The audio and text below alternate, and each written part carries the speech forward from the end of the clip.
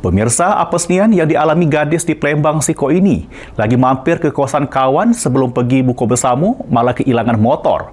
Korban menduga pelaku beraksi sama pasangannya, aksinya pun terekam kamera pengawas. Inilah dia rekaman kamera pengawasnya.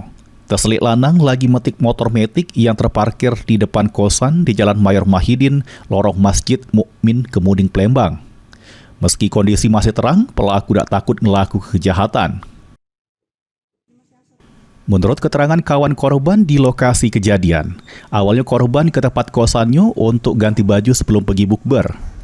Ketahuannya, motor korban sedang melengit pas kawannya sikok lagi datang ngejuk tahu helm korban yang terkapar di bawah. Atas kecurigaan tersebut, korban selik ke depan kosan, ternyata benar baik, motornya sudah tidak ada lagi. Aksi curanmor tersebut tidak dilakukan sikok wong. Diduga ada keterlibatan betino yang menuntun pelaku utama untuk melancar ke aksinya. Itu bukan cuma satu orang, tapi 2 orang sama cewek. Nah, ceweknya itu nggak tahu lewat mana, tapi di CCTV di rumah itu nggak ada ceweknya.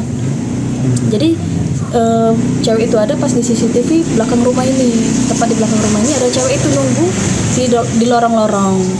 Nah, gerak-gerik cewek itu tuh kayak menunggu cowok itu berhasil membobolkan motor gitu kan. Sesudah kehilangan motornya, korban langsung lapor ke Polsek Kemuning dengan harapan polisi Gancang bergerak menangkap pelaku serta motornya bisa balik lagi. Mulyadi, PAL TV.